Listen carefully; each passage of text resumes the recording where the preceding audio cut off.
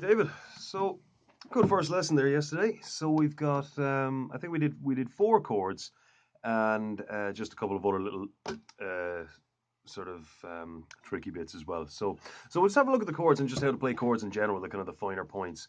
So first of all, we got E minor. All right, so that's second fret, fifth string, second fret, fourth string with the first, second finger. So it's first finger on the fifth, fourth finger on or second finger on the fourth string. So you wouldn't do it like that. Okay, it's this one up here. Okay.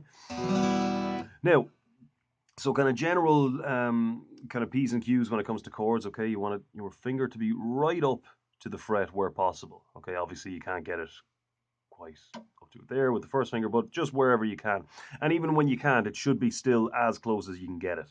Basically, the closer your finger is to the fret, the less pressure you need to get down a clean note without buzz or anything like that. You want to have them generally kind of curving outwards like this, so not bent in the way like that. Okay, try and avoid bending them like that. So have them curved outwards like that.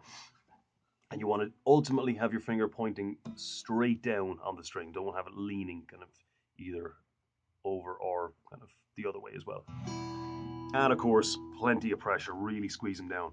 Okay, so there's E minor. So then we can move on from there to G, okay? So take away the middle finger, bring that first finger right up to the fret now that it has room.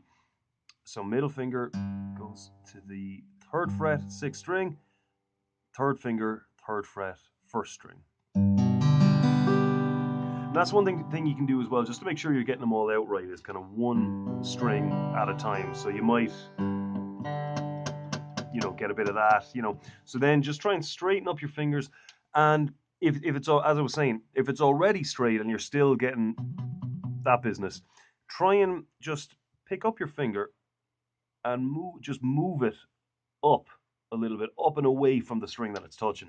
So the angle might be fine, but it might just be placed too close to the string to begin with. So it's G, A minor 7. First finger, first fret on the second string, second finger, second fret on the fourth string. Okay, and you for this one, try and avoid the E string if you can, the bottom string.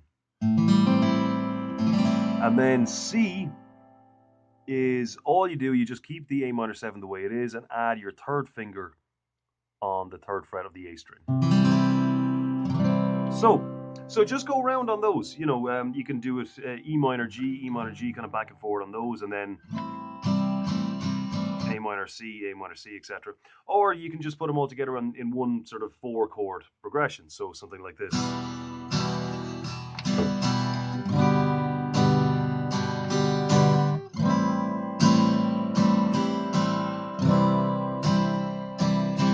And over and over and over again, right? So you can't do it enough. Just keep going over and over. Change. One chord to the next, and eventually, then you won't have to think about where to put your fingers. They'll just kind of go there. You'd be surprised. You'd be surprised how quickly that will happen as well. Strumming wise, for now we'll keep it nice and simple. Okay, so just count in fours. Most music that we're going to be listening to is in fours. The rhythm is in four. Kind of comes in fours. So down on the ones you count, and then up in between those downs. So not kind of in addition to the downs, if you know what I mean. So it's not like this 1, 2, 3, and 4. Okay, it's not like that. It's 1, 2, 3, and 4. Okay, because when you go down 1, 2, in between that 1 and 2, I am coming up, right? And I'm coming up. I'm just not hitting it, right? So you're just choosing to hit the up after the third beat. So 1, 2, 3, and 4. 1, 2, 3, and 4. So you're just going down. So in terms of movement, you're just going down, up, down, up, down, up, down, up in a completely regular fashion. You're just not necessarily hitting all of those strums. And you can skip downs as well. So like a strumming pattern like this, for example. 1, so down, down, up, skip, up, down, up, down. So 1, 2, 3, 4. So you see the way I'm skipping the third down. So you can skip anything you like and hit anything you like, as long as it's regular. That's the main thing about it. Okay, so that's the most important thing by far. So As I said, there was a couple of little other kind of trick stuff as well. So we've got pull-offs. So this is just to kind of mess about and sort of do random things and just see how the guitar responds. It's just kind of get a bit more familiar with the instruments generally. So pull off, any string, any fret, doesn't really matter. This is third fret on the first string. So instead of hitting it twice like that, you can just drag your finger off of it.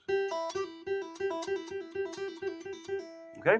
Next one is a hammer on. So we'll go up. These are a little bit easier on the thicker string. So we'll go up to the sixth string, third fret, open first, and draw back a little bit. So because you can't really, you want the harder and snappier you come down on the string, the better. So,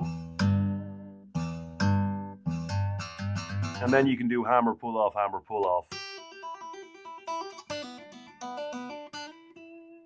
And then that's the other thing, then the slide. So just keep the pressure down as you're moving down or up, okay? So just hold the note down. And again, same thing applies here as well. Right up to the fret, curve your fingers out, very tip of your finger, plenty of pressure, all that stuff.